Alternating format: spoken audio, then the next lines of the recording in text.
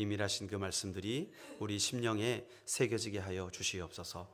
예수님의 이름으로 기도드립니다. 아멘. 우리 다시 한번 옆에 있는 계신 분들을 축복합시다. 오늘 당신은 귀빈이십니다. 그렇게 한번 인사하실까요?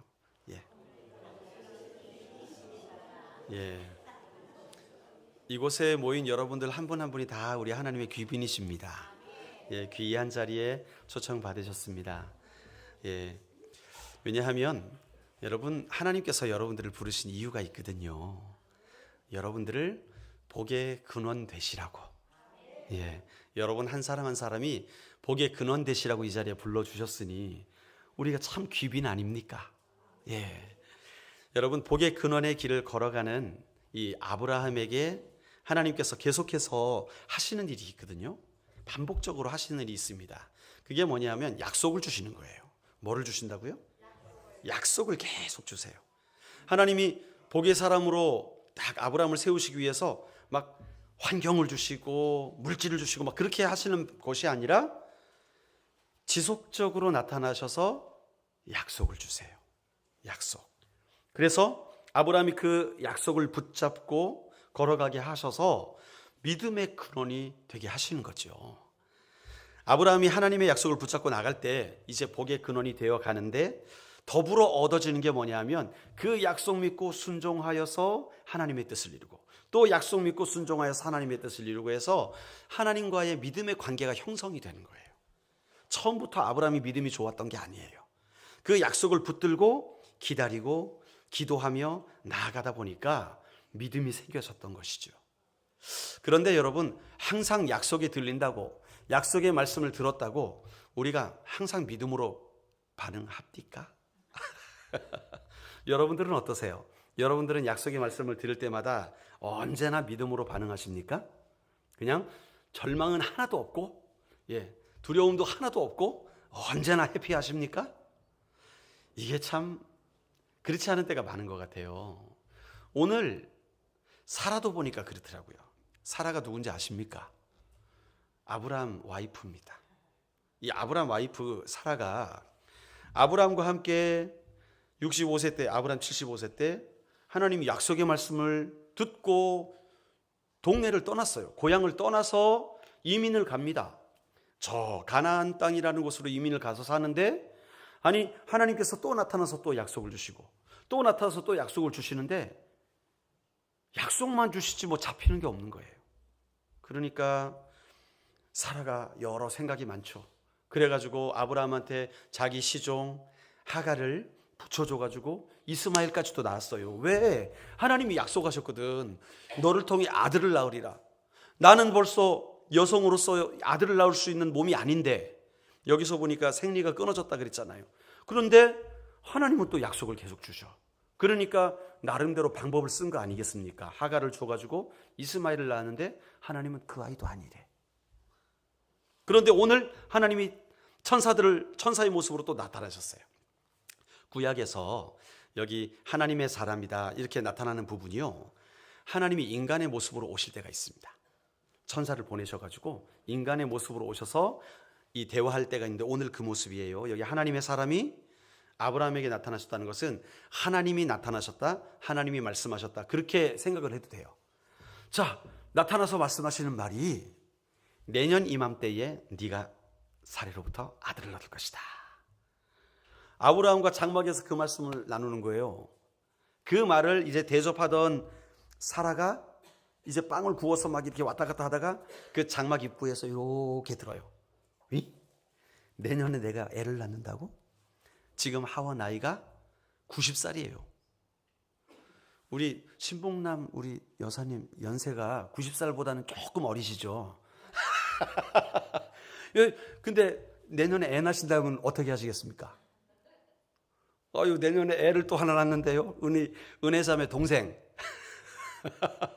늦둥이. 이게 아무리 생각해도 살아도 말이 안 되는 거예요. 그러니까 속으로 아이고 주님 참 말이라도 고맙긴 한데 제 몸을 제가 알아요. 제가 어떻게 애를 낳겠어요. 아이고 우리 하나님 유머러스다 하셔. 너무 웃기셔. 그 생각을 속으로 했어요. 그런데 하나님의 사람이 말씀합니다. 사라야, 왜 네가 속으로 웃느냐? 이거 깜짝 놀랐어요. 사라가. 아니, 어떻게 알았지? 내가 아이고 죄송합니다 이래야 되는데 어떻게 합니까? 저 안 웃었습니다. 제가 언제 웃었습니까? 안 웃었어요. 그렇게 거짓말을 한 거예요. 거짓말이 아닐 수도 있죠, 세상 사람들 관점에서는. 왜? 속으로, 겉으로는 안 웃었어요. 이랬지만 속으로 아이고 참 이랬거든요. 자, 그런데 하나님께서 뭐라고 꾸짖냐 하면 아니라 내가 웃었느니라. 오늘 제목의 말씀이잖아요. 아니라 내가 웃었느니라. 하나님은요 아셨던 거죠. 그 마음속에 어떤 생각을 하는지, 무엇을 어떤 생각으로 살아가는지를 아셨던 거예요. 그런데 여러분, 사라만 이런 식으로 불신했던 게 아니에요. 아브라함 보십시오. 아브라함. 그 앞에 17장에 보면은 아브라함도 똑같은 생각을 합니다. 우리 17장 17절 말씀을 한번 띄워주실까요? 같이 한번 읽어봅시다. 시작. 아브라함이 엎드려 웃으며 마음속으로 이르되 100세 된 사람이 어찌 자식을 낳을까? 사라는 90세이니 어찌 출산하리요? 하고 18절. 아브라함이 이에 이르기를 하나님께 아뢰되 이스마엘이나 하나님 앞에 살기를 원하나이다. 지금 아브라함이 하나님께 뭐라 그러는 거예요? 아이고 하나님, 그만하면 됐습니다. 무슨 사라를 통해 아들을 낳습니까? 사라 90살입니다 하나님. 저는 100살입니다. 아이고 세상에 하나님, 저 이미 하나님께서 은혜를 주셔서 종 하갈을 통해서 이스마엘이나 낳았으니까 이스마엘이나 하나님 앞에서 잘 살았으면 좋겠습니다. 지금 하나님의 말씀을 믿는 거예요? 못 믿는 거예요? 못 믿는 거예요. 불가능해. 안 된다는 거예요. 그럴 수 없다는 거예요. 여러분, 사라나 아브라함이나 초록은 동생이고 50보 100보고 도토리 기재기고 고만고만해요 믿음이. 예, 여러분 여기서 이 아브라함도 사라도 헛웃음, 불신의 중얼거림을 하고 있는 거예요. 오늘 우리가 듣고자 하는 메시지가 하나가 여기 있습니다. 우리 한번 따라서 해볼까요? 하나님의 관점으로 바라보라. 하나님의 관점으로 바라보라. 여러분, 회사 생활 잘하는 비결이 있습니다. 인정받고 승진하는 비결이 뭔지 아십니까? 회사에서 일을 할 때 오너의 마음을 가지고 일하는 거예요. 오너의 마음을 가지고 일하는 거예요. 그 사장의 마음으로. 이명박 대통령 옛날에 신화는 없다라는 책을 냈었어요. 거기 내용을 보면 이분은 뭐 재벌가 집안이 아니었잖아요. 그런데 그렇게 일을 하게 될 때 오너의 마음, 내가 사장이라면 이렇게 하겠다 하는 마음으로 불이 났을 때도 그 회사의 그거 문서들을 구하기 위해서 막 이렇게 했지 않습니까? 자세한 내용은 그렇지만, 그러니까 사장의 마음으로 일을 했던 거예요. 신입 사원 때부터. 그러다 보니까 인정받아서 초고속 승진을 해서 대기업의 총수가 되었잖아요. 여러분, 오너의 마음으로 일하게 되면 인정받는 거예요. 내 입장으로 일하는 게 아니라 사장의 마음으로 일하면 잘 되게 되는 거예요. 여러분, 또 가정생활에서 잘 되는 비결이 뭘까요? 부부가 행복하게 잘 사는 비결, 그건 다른 거 아니에요. 내 입장으로 사는 게 아니라 아내의 입장에서 생각해보고, 또 아내는 남편의 입장에서 생각해보고, 이렇게 서로 배려하며 사는 게 잘 사는 거예요. 행복하게 사는 거예요. 아이고 저 인간은 왜 내가 저 인간이랑만 결혼 안 했어도 지금 이 지경이 아닌데, 이 생각을 하루 수십 번 묵상하는 사람들도 있어요. 예, 은혜가 됩니까? 그러면 행복하지 않아요. 불행해요. 그게 아니라 상대방의 입장에서 내가 생각하며 살아가면, 아이고 저 사람이 그래도 나를 만나가지고 나를 위해 산다고 저렇게 고생했는데 내가 오늘 반찬 하나라도 더 맛있는 거 해줘야겠다 라는 마음으로 살아가게 되면 그게 행복인 거예요. 회사도 그렇고 가정도 그렇고 내 입장 먼저 생각하는 게 아니라 다른 사람의 입장을 먼저 생각하게 되면 행복한 거예요. 여러분, 신앙 성장도 마찬가지입니다. 하나님의 입장에서 생각하고 하나님이 기뻐하시는 행동을 하면 되는 거예요. 여러분, 신앙의 반대적인 모습이 뭘까요? 내 입장으로 신앙생활을 하는 거예요. 이건 불신입니다. 하나님께 예배하면서도 하나님 나 복받게 해주세요, 나 잘되게 해주세요. 그리고 하나님의 약속을 듣고서도 그건 아니지, 저게 되겠어? 안 되지. 여러분, 우리 교회가 넉넉하진 않잖아요. 막 넘쳐나지 않아서 우리 교회 재벌 총수도 안 계시고 앞으로 계실 줄 믿습니다. 여러분, 아멘이 커서요. 자, 그런데도 불구하고 밑에 교회 공사가 시작됐어요. 이거는요, 이룰 수 없는 일입니다. 보통 저런 공사를 하면 수천만 원 들거든요. 그런데 수천만 원이 뭡니까? 몇 백만 원도 없어가지고 이런데도 그냥 해버렸어요. 몰딩 뜯고 막 해버렸어요. 그냥 천정 뜯고 해버렸더니 하나님께서 어디선가 콩고물을 주세요. 어디선가 또 뭘 보내. 오늘 저기 한 청년이 또 일하겠다고 여기 앉아 있습니다. 노가다 하겠다고. 이런 일이 어디 있습니까, 세상에. 하나님의 은혜예요. 하나님의 은혜. 우리 오늘 우성 형제, 저 김우성 형제라고 대전에 은샘교회 목사님 아들입니다. 우리 아까 소개했어야 되는데 제가 빼먹고 지나갔네요. 저 뒤에 있는데 우리 한번 환영한다고 박수 한번.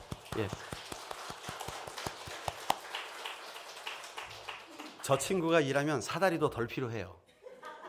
저는 3계단 올라가야 되는데 저 친구 손 뻗으면 되거든요. 얼마나 감사한 일인지 모르겠어요. 우리가 할 수 없는데 하나님이 마음을 주셔서 시작하게 되니까 일이 이루어지게 되더라는 거예요. 그런데 만약에 이 일을 가지고, 저도 사실 작년까지만 해도 제가 제 입장에서 생각했던 것 같아요. 우리 교회가 이거 막 보이잖아요. 천정 빵꾸난 것도 보이고 뭐 비 흐르는 것도 보이고 막 뭐 그런 것들이 막 보이는 거예요. 보이는데 예산이 없으니까 예산 생기면 해야지, 그런 생각을 막 하게 됐는데, 그러니까 안 돼요. 아무것도 안 돼요. 그런데 그게 아니라 하나님의 관점에서 하나님이라면 어떠실까? 하나님이 이걸 기뻐하실까? 라는 생각으로 일을 시작했더니 하나님이 조금씩 채워주시는 걸 경험하는 거예요. 하나님이 하십니다.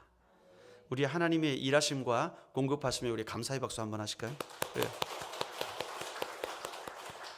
이게 어떻게 가능하냐고요. 안 될 게 되고 있는 겁니다, 지금. 그러니까 잘 생각해 보면 우리는 너무나 자주 하나님의 약속을 들으면서도 그 약속을 하나님의 관점으로 생각하지 않고 내 입장에서 생각하고 평가하고 포기해 버려요. 지금 아브라함과 사라가 그 상태인 거예요.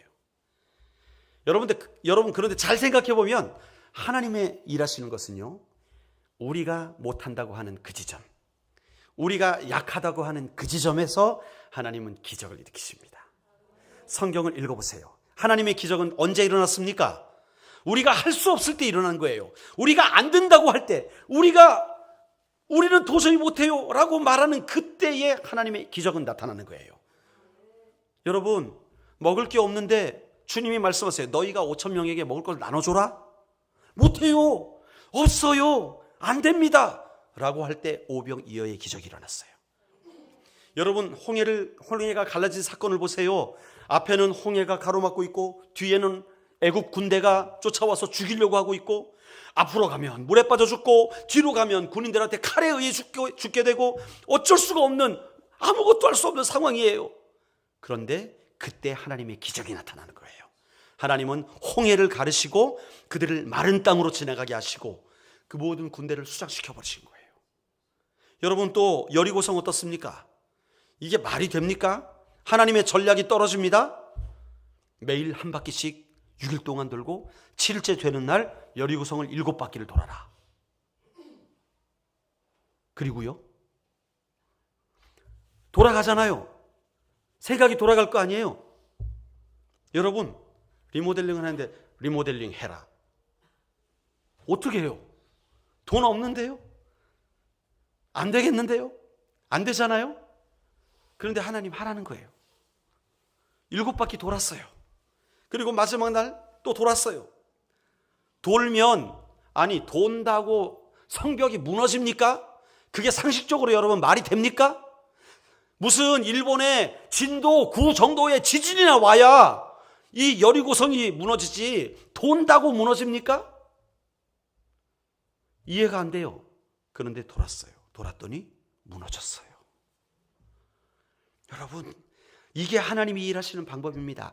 하나님의 기적은 인간이 불가능하다고 할 때 이루어지는 줄로 믿습니다. 여러분, 우리가 할 수 없어, 안 돼, 그러면 그때가 바로 하나님이 일하실 타이밍인 거예요. 내가 할 수 있을 때 하나님이 일하실 필요가 없어요.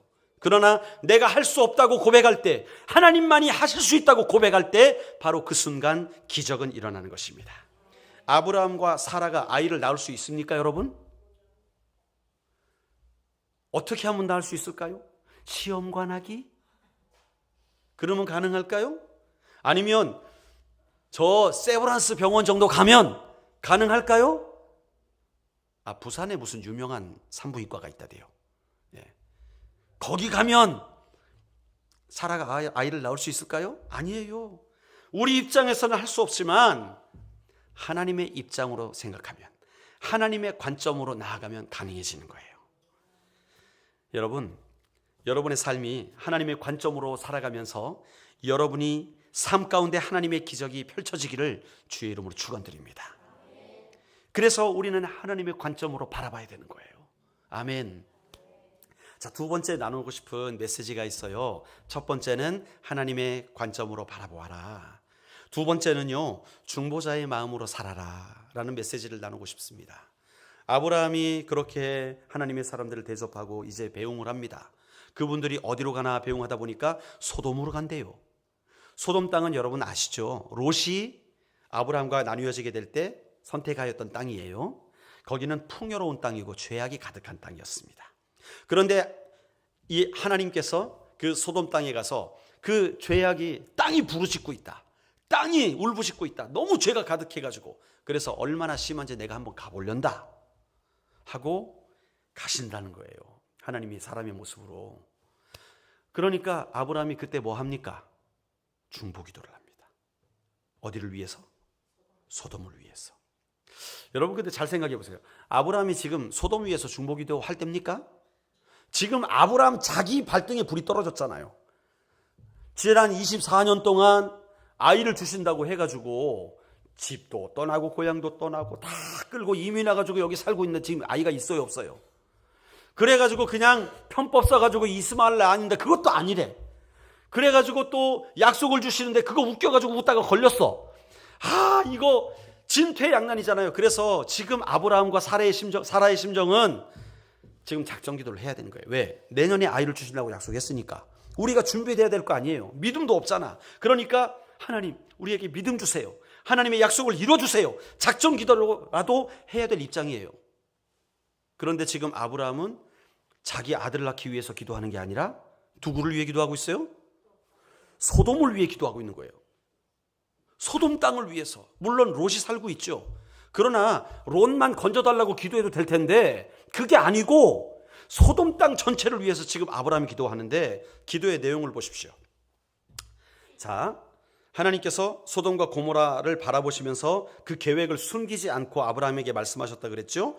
16절에 보니까 내가 어찌 아브라함에게 숨기랴. 하나님과 아브라함은 이런 관계라는 거예요. 비밀이 없어, 하나님과 아브라함이. 자, 그리고 이제 그 죄악이 무겁기 때문에 소돔을 심판하겠다고 하나님이 말씀을 하세요. 자, 아브라함이 그래서 기도하는데 어떻게 기도합니까? 자, 여기 보면 이 아브라함이 이 중보 기도를 하게 되는데, 중보자라는 의미가 뭐냐 하면, 중보자는 하나님과 인간 사이를 화해시키기 위해서 중간 역할을 하는 사람을 중보자라고 합니다. 그런데 하나님과 인간을 화해시키는데 결정적으로 역할하신 분이 누구예요? 예수님이세요. 그러니까 진짜 중보자는 한 분밖에 안 계셔. 예수님 한 분밖에 안 계십니다. 그런데 우리는 예수님을 믿는 사람들이잖아요. 그러니까 예수님을 닮아야 되는 거예요. 우리도 중보자가 되기를 주님이 원하시는 거예요. 우리를 통해 믿지 않는 사람들이 하나님과 화해를 하고 하나님께로 나아가서 지옥 가지 않고 천국 갈 수 있도록 도와줘야 되는 거예요. 왜 교회로 자꾸 초청을 합니까? 왜 이렇게 우리가 정성스럽게 이웃을 섬깁니까? 이유는 다른 것 아니고 그분들이 정말 우리 하나님을 알고 정말 예수님 믿어서 함께 아름다운 천국, 영원한 천국, 이 땅의 모든 수고를 끝내고 우리가 주님 앞에 가게 될 때 심판받아 지옥 가는 게 아니라 천국에 갈 수 있도록 우리가 그 중보자의 역할을 감당하는 거예요. 아멘. 지금 아브라함이 그 역할을 하고 있는 겁니다. 여러분, 우리는 중보자의 마음을 품고 살아가야 돼요. 십자가를 통해서 하나님과 원수된 우리를 하나님과 연합할 수 있는, 하나님과 화해할 수 있는 길을 열어주신 예수님처럼 우리의 이웃들도 주님 앞에 나아갈 수 있도록 연결시켜주는 역할을 우리가 해야 된다는 거예요. 지금 아브라함이 그 역할을 중간에서 하고 있는 것입니다. 이게 바로 복이 되는 거예요. 할렐루야. 다른 것이 복이겠습니까? 진정한 복은 우리가 지옥 갈 영혼이 천국 가게 하는 게 진정한 복인 거예요. 여러분, 이 시대를 우리가 살아가면서 돈 한 100만 원 모자란다고 좀 불편하긴 하지만 그게 운명을 좌우하는 건 아니에요. 그러나 천국 갈 사람이 예수 못 믿어 지옥 가게 된다면 그건 엄청난 일이에요. 그렇죠? 예. 그러나 지옥 갈 사람이 예수 믿어 천국 가게 된다면 그것처럼 기쁜 게 없는 거예요. 차라리 내가 좀 부족해도 이 땅 가운데 조금 남들보다 가난하게 살더라도, 남들보다 조금 뒤처지게 살더라도 내가 죽어 천국 갈 수 있다면 저는 그것을 선택할 거예요. 얼마나 귀한지. 여러분, 이게 복이 되는 거예요. 복이 근원이 되는 것은요, 중보자가 되는 것과 밀접한 관련이 있는 거예요. 여러분, 그냥 생각해 볼 때 내가 복이 된다? 그러면 무슨 기도를 해야 될 것 같습니까? 하나님, 내게 복을 주시옵소서. 나 잘 되게 해주세요.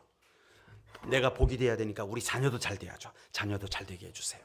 내가 복이 돼야 되니까 복을 나눠주려면 하나님 물질도 많게 해주세요. 이렇게 나를 위해서 많이 기도해야 될 것 같잖아요. 그런데 아니더라고요. 진정한 중보자이신 예수님 보세요. 예수님이 이 땅에 오셔서 하나님과 사람을 연합시켜주기 위해서 십자가로 가셨습니다. 십자가의 길은 뭡니까? 자기를 버리는 길이에요. 중보자가 되기 위해서 자신을 버리시고 자기 생명을 포기하시고 십자가에 달려서 우리의 죄를 대신해 죽으셨어요. 아무 말 하지 않고 불평하지 않고 저와 여러분의 죄를 씻어주시기 위해서 대신 죽어주셨단 말입니다. 가장 낮은 곳으로 가신 거예요. 가장 처참한 것을 받아들이신 거예요.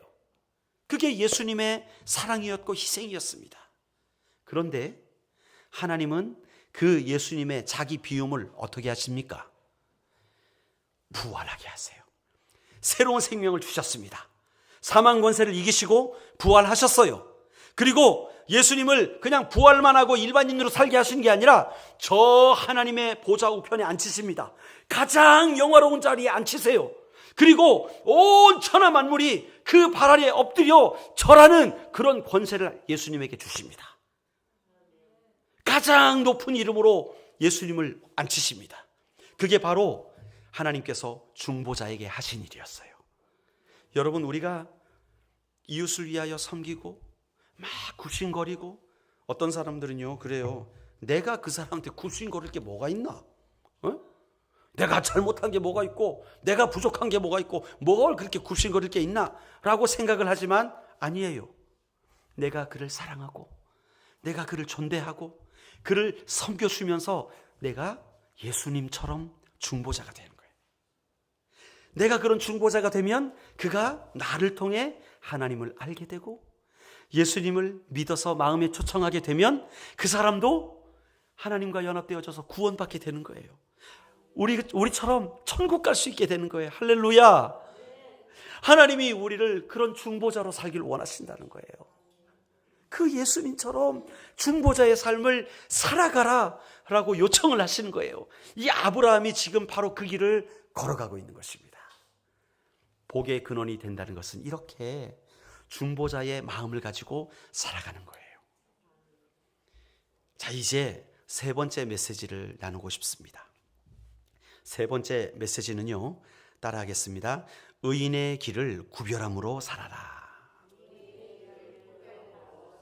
다시 한번, 의인의 길을 구별함으로 살아라. 자, 아브라함이 얘기를 듣다 보니까 지금 소돔이 큰일 났어요. 하나님께서 소돔에 가서 그 죄악을 바라보시고 심판을 하십니다. 이 하나님이 가시면 이제 끝장나는 거예요. 소돔은. 어떡하나. 중보자의 마음이 있잖아요. 어떡하나. 그래서 기도를 하는데 기도의 내용을 봅시다. 하나님, 정말로 주님께서 의인과 악인을 함께 멸하시겠습니까?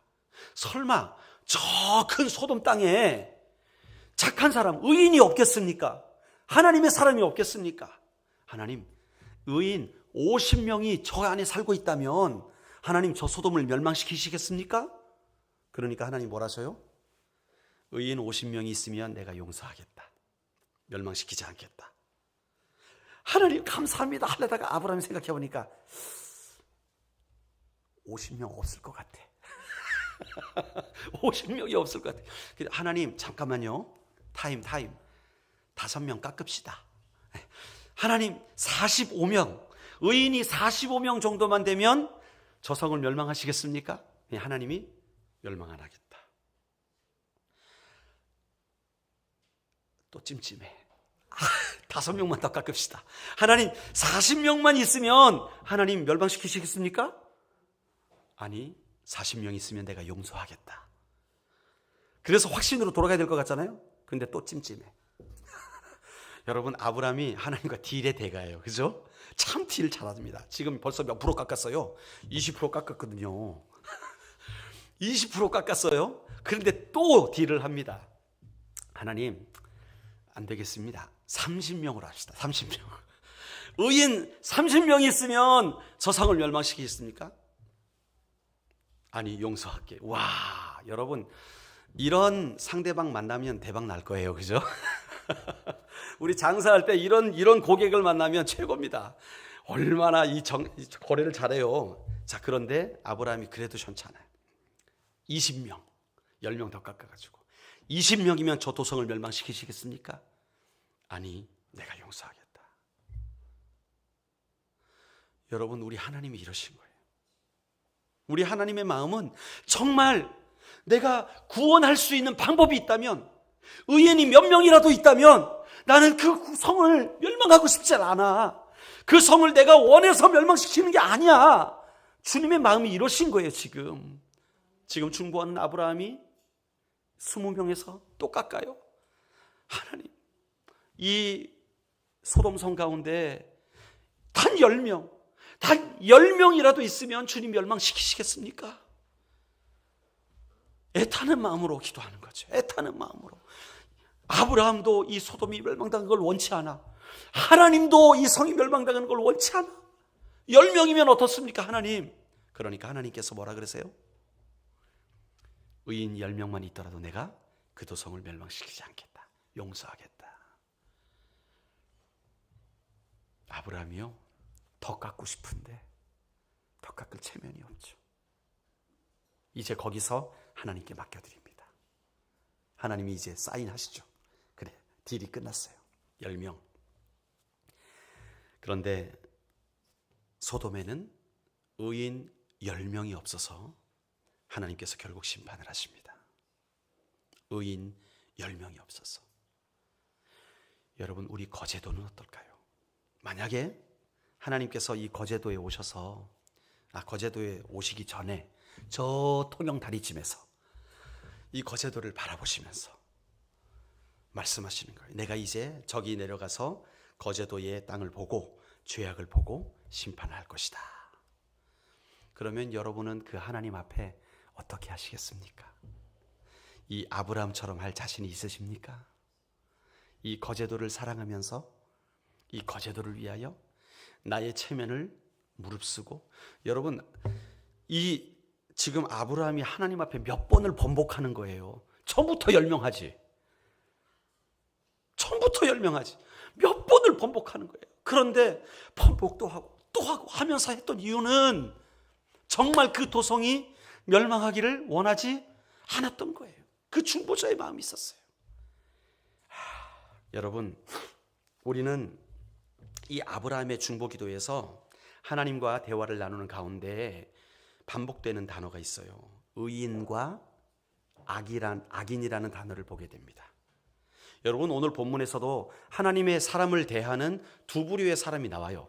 하나님의 사람이 오게 됐을 때 두 부류로 나뉩니다. 자, 아브라함과 롯의 경우와 소돔 사람들의 경우로 나뉩니다. 아브라함과 롯은 어땠어요? 하나님의 사람들이 저 멀리서 오는 걸 보고 아브라함은 밖에 달려 나와가지고 곧 그들을 집으로 들입니다. 예, 초청을 해요, 집으로. 그래가지고 어떻게 합니까? 18장 2절을 한번 보면, 자, 거기 보면 눈을 들어보니까 사람 셋이 맞은편에서 있는지라 그가 그들을 보자 곧 장막문에 달려가 영접. 이게 아주 서두르는 장면입니다. 그죠? 그래서 몸을 땅에 굽혀 그렇게 말해요. 오자마자 아브라함이 엎드려 절을 해요. 엎드려 절을 해요. 그리고 어떻게 하느냐? 막 바빠요. 왜 바빠? 손님이 오셨으니까. 저도 준비 안 됐을, 지금 아브라함은 준비가 안 된 때 손님이 오신 거예요. 여러분도 준비 안 될 때 손님 오시면 어떻습니까? 전화를 딱 받았어요. 5분 뒤에 도착한다. 아, 네, 오세요. 끊어놓고 어떡합니까? 우당탕탕탕 막 장롱문 열고 다 넣고 장롱문 닫고, 거기 안 그런 것처럼 깨끗이 해놓고, 거기 와서 누구 연락을, 열지 마세요, 열지 마세요, 절대 열지 마세요. 그러죠. 저도 방 열어놓고 거기 다 집어넣고 문 닫고 안 그런 척. 네. 그런데 아브라함이 바빴어요. 살아 여보 빨리 가가지고 빵 구워. 빵 맛있게 빵 구워. 지금 손님들이 오신대. 그리고 저 하인들한테 가가지고 여봐라, 소 잡아라, 최고 좋은 걸로 사봐라. 예, 저 호주산 앵거스 이런 거 좋은 걸로 해가지고 좋은 음식 만들어라. 그리고 나서 이제 사라한테 빵 가져오라 그러지, 그 다음에 소 잡아오라 그러지, 그 다음에 자기는 소 젖을 짜요. 막 우유, 버터 이런 거 만들어가지고 막 분주하게 준비해가지고 그것을 아브라함이 직접 서빙합니다. 여러분, 그 당시만 해도 아브라함 거부였습니다.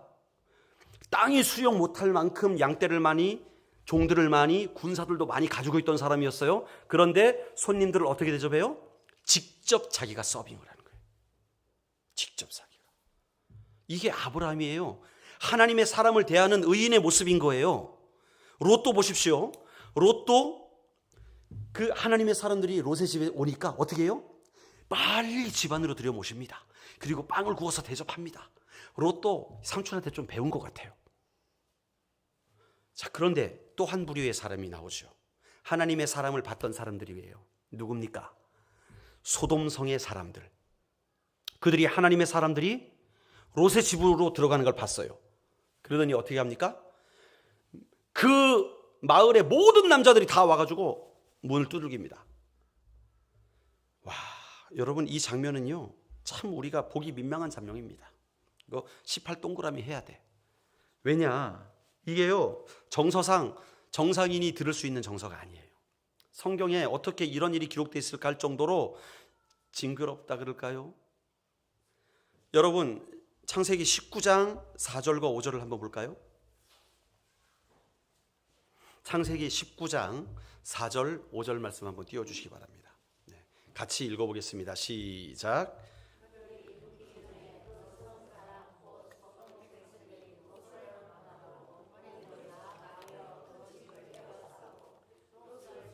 그에게 이르되 오늘 밤에 내게 온 사람들이 어디 있느냐?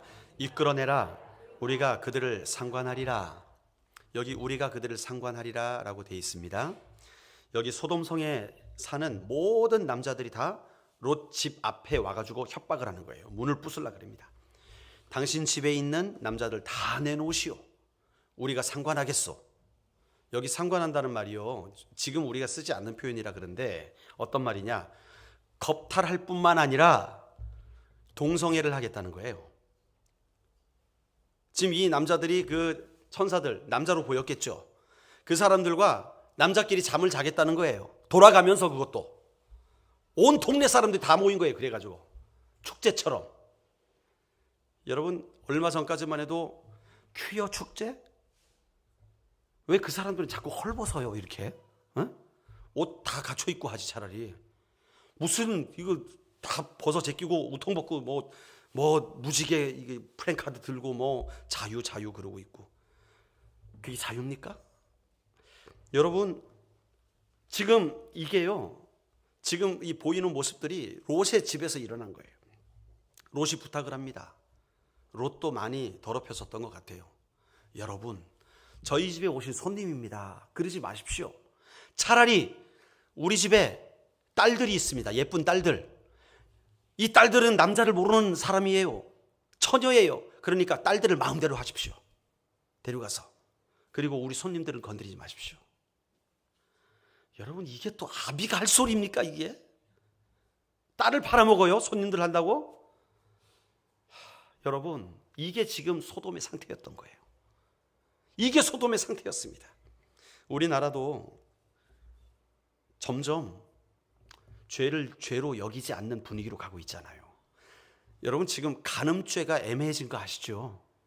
그죠? 간음죄. 이제는 간음죄가 잘 형성이 안 돼요. 본인들이 좋아서 했다 그러면, 합의에 의해서 했다 그러면 별로 법정에서 구속력이 없어진 거예요. 옛날에는 부인이 아닌, 남편이 아닌 다른 사람과 한 번 잠만 자도 그게 이혼 사유가 되고 감옥에 들어가기도 하고 여러 가지 일들이 있었는데, 지금은 합의만 되면 서로 상관이 없어졌어요. 소돔이 재현되고 있습니다. 소돔이 재현되고 있는 거예요. 깨어 있어야 됩니다. 여러분, 지금 롯이 우리 딸들 데려가시오 하니까 그 남자들이 거부합니다. 딸 필요 없다. 그 사람들 내놔라. 우린 동성애를 더 원한다. 그러면서 내놓으라는 거예요. 막 문을 부시려고 합니다. 그때에 천사가 다행히도 그 롯과 그 자녀들 아내까지 해가지고 다 피신을 시켜줍니다. 그 천사가. 그리고 소돔은 어떻게 됩니까? 불과 유향 비야가 내려가지고 다 타서 잿더미가 돼버리죠. 심판을 받게 되는 것이죠. 여러분, 하나님의 사람들을 대하는 아브라함과 롯의 모습, 그리고 하나님의 사람들을 대하는 이 소돔 사람들의 모습이 너무나 대조적이에요. 똑같이 하나님의 사람들을 봤는데 대하는 태도가 너무나 달랐어요.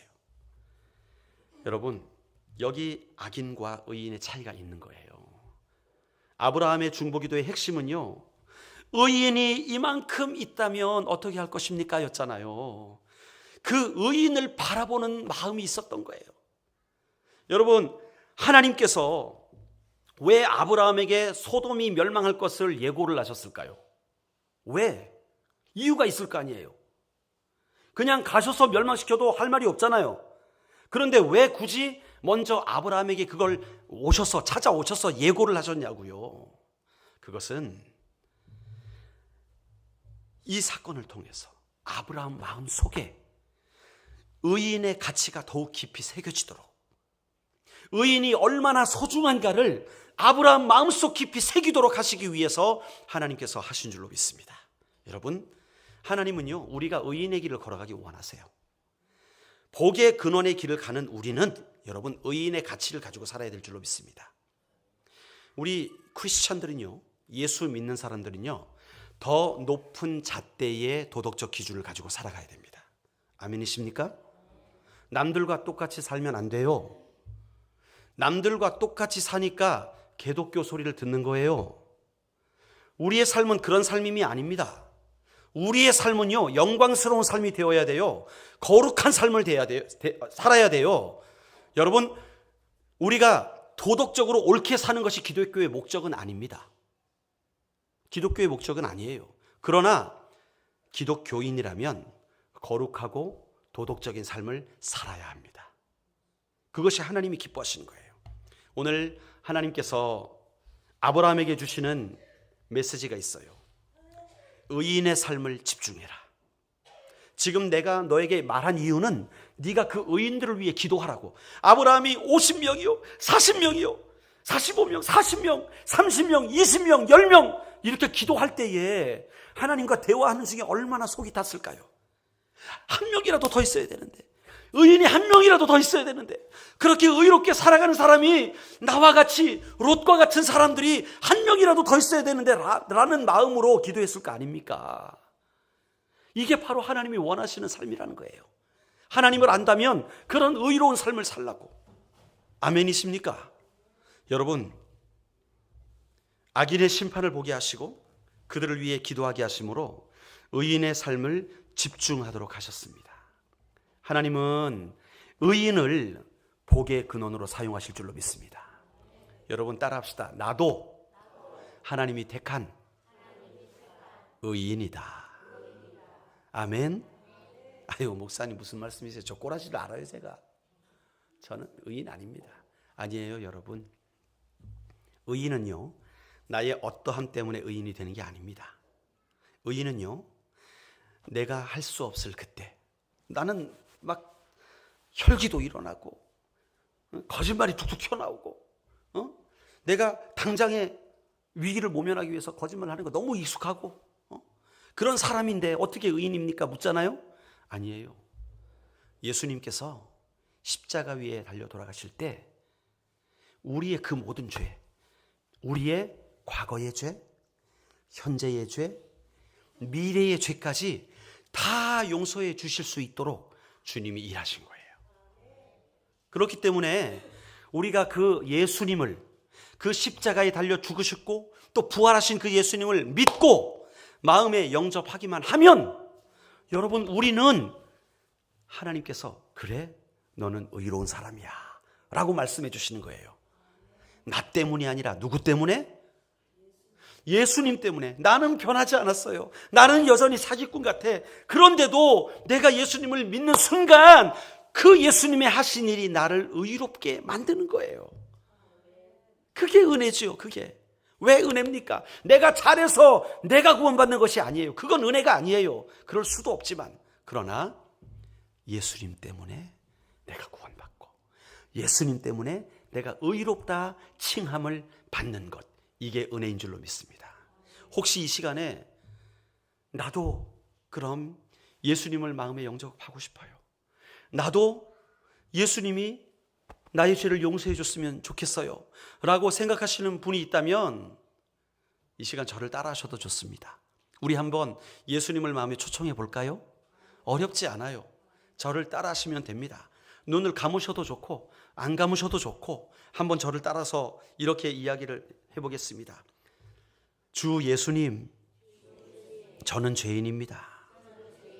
이 시간 예수님을 나의 구주요 또 주님으로 내 마음속에 모시기를 원합니다.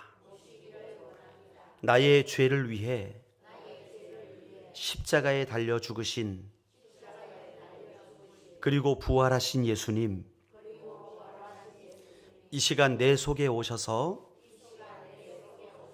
나의 죄를 용서해 주시고 의인 삼아 주세요. 이제 예수님은 나의 주님이십니다. 나는 하나님의 아들이 되었고 딸이 되었고 하나님은 나의 아버지가 되셨습니다. 지금부터 영원토록 나와 함께 하옵소서. 예수님 이름으로 기도드립니다. 아멘. 지금 이 짧은 기도를 여러분이 진심으로 따라하셨다면 이제 여러분은 하나님 앞에 의인이 된 것입니다. 나의 어떠함 때문이 아니라 예수님의 십자가 때문에, 주님의 하신 일 때문에. 그렇다면 이제 여러분은 지금 죽어도 천국 갈 수 있어요. 지금 죽어도 뭘 많이 준비하지 않아도 천국 갈 수 있어요. 그게 우리 하나님의 은혜예요. 그게 구원의 복음입니다. 여러분, 하나님은요 이제 여러분이 내가 그렇게 의인 된 것을 인식을 하고 이제부터는 내가 의인이니까 예전처럼 살면 될까요? 그러면 부끄럽죠. 의인이 되었으니까 이제 의인답게 살아가는 것을 훈련하기를 원하십니다. 여러분, 귀족이 됐으면 귀족처럼 살아야 될 거 아닙니까? 왕자와 거지라는 동화를 아십니까? 예? 왕자와 거지라는 동화에 보면 주인공이 왕자와 거지가 있어요. 이 둘이요, 얼굴이 똑같이 닮았어요. 한 사람은 왕궁에서 자라고 한 사람은 거리에 다리 밑에서 자라고. 그런데 어느 날 왕자가 마주쳤는데 나와 얼굴이 똑같아. 왕자는 자유가 없이 그 왕궁에서 살던 생활이 너무 싫었어요. 일탈을 하고 싶었던 거예요. 그러니까 이 거지에게 모의를 해가지고 야, 바꾸자. 그래가지고 깨끗이 목욕시켜가지고 이 거지를 왕궁에 넣어놓고 자기는 밖에서 신나게 이제 살고 싶어가지고 그렇게 해놓은 거예요. 밖에서 사는 건 아무 문제가 없죠. 근데 문제는 뭡니까? 이 더러운 거지가 왕궁 들어가 사는 게 이게 문제가 되는 거예요. 왜 문제가 돼요? 거기에 식사 예법이 있죠. 사람들을 대하는 법이 있죠. 그 귀족으로서, 왕족으로서 품위를 지켜야 될 거 아니에요. 그런데 막 닭고기 우와 막 이렇게 뜯어먹고 막 이러니까 씻지도 않고 막 먹던 손으로 머리 긁다가 또 먹고 막 이러니까 이게 완전히 어떻게 됩니까? 난장판이 되는 거 아니겠어요? 여러분, 우리를 하나님께서 하나님의 자녀로 부르셨어요. 하나님이 어떤 분이십니까? 이 성경에 보니까 만왕의 왕이시래요. 온 세상 만물의 주관자래요. 우주를 만드신 분이래요. 그런데 그 하나님이 나의 아버지. 그러면 나는 하나님의 아들이니까 만왕의 왕의 아들이에요? 제가 이런 사람입니다. 여러분, 우리는 하나님의 너블, 하나님의 귀족인 거예요. 귀족. 예수님을 영접했기 때문에 별것 아니지만 그 고백 때문에 우리가 하나님의 귀족으로 신분이 완전히 바뀌어버린 거예요. 그러면 우리의 하나님의 신분에 어울리는 옷을 입고 어울리는 언행을 하고 어울리는 삶을 살아야 될 줄로 믿습니다. 그래서 우리를 의인의 길로 인도하시는 거예요. 내게 복의 근원을 삼으시겠다라는 말은 우리가 하나님의 복이 되기 위하여서 의인의 삶을 살도록 인도하신다는 것이죠. 말씀을 마무리합니다. 목사님, 이런 질문을 해요. 우리가 의인으로 살면 그게 복 받는 것인 줄 아는데 제가 살다 보니까 그 하나님 말씀대로 안 살고 욕심대로 사는 사람들이 돈 더 잘 벌네요. 세금 정직히 내니까 돈 덜 벌고 세금 띄어먹고 편법하니까 그 사람들 더 잘 살는데요. 또 어떤 사람들은 그래요. 자, 여러분, 성경을 읽으려고 성경을 훔치면 됩니까? 안 됩니까? 안 되잖아요. 헌금한다고 불법을 저지르면 됩니까? 안 됩니까? 생각해봐야 될 문제 아니에요? 안 되지요? 얼마 전에 그 나는 신이다라는 그 넷플릭스의 다큐멘터리가 아주 히트를 쳤어요. 막 1위 막 하더라고요. 거기에 만민중앙교회 이재로 목사, 사이비 교주죠. 그 사람의 스토리 중에 이런 얘기가 있어요. 우리 성도들을 위하여 성도들의 이 헌금이 부족하니까 그것을 채우기 위하여 내가 밤낮으로 슬롯머신을 돌리면서 이렇게 헌신을 하니 이 얼마나 팔이 아픈지 압니까? 그러니까 성도들이 아멘, 우리 목사님 너무 고생하셨어. 내가 그 성도들의 헌금을 채우기 위하여서 그 도박장에서 이렇게 하는 게 쉬운 일입니까, 여러분? 그러니까 그렇지요, 우리 목사님. 여러분, 헌금하기 위해서 도박으로 돈 벌면 됩니까? 아니에요. 하나님이 원치 않으시는 거예요. 성경을 읽자고 성경을 도둑질하는 거나 마찬가지인 거예요. 여러분, 우리는 악인의 길에서 떠나야 됩니다. 그리고 의인의 길을 고집해야 됩니다. 좀 내가 돈을 덜 벌더라도 정직해야 돼요. 좀 내가 부족한 삶을 살더라도 의로운 길을 선택을 해야 돼요. 이게 하나님이 기뻐하시는 일입니다. 아브라함은요, 롯이 화려하고 좋은 땅을 택할 때 반대편을 택했거든요. 왜요? 롯을 배려한 것이에요. 의인의 길을 선택한 것이죠. 악인의 길에 서지 말아야 됩니다. 우리 시편 1편 복 있는 사람은 악인의 꾀를 쫓지 아니하고 죄인의 길에 서지 않고 오만한 자의 자리에 앉지 않는 거예요. 이제는 여러분 의인이기 때문에, 우리가 복된 사람이기 때문에, 복이 되었기 때문에 악인의 자리로 가지 않아요. 죄인의 길에 서지 아니하여 오만한 자리에 앉지 않는 거예요. 그리고 거룩하게 살아가는 거예요. 그래서 여러분의 삶이 이제부터는 하나님의 관점이 열리는 신앙인이 되시기를 축원합니다. 그리고 중보자의 마음을 갖는 신앙을 가지시기를 축원합니다. 그리고 마지막으로 의인의 길을 구별하면서 나아가는 그 신앙으로 참된 복의 삶을 살아가시는 저와 여러분이 되시기를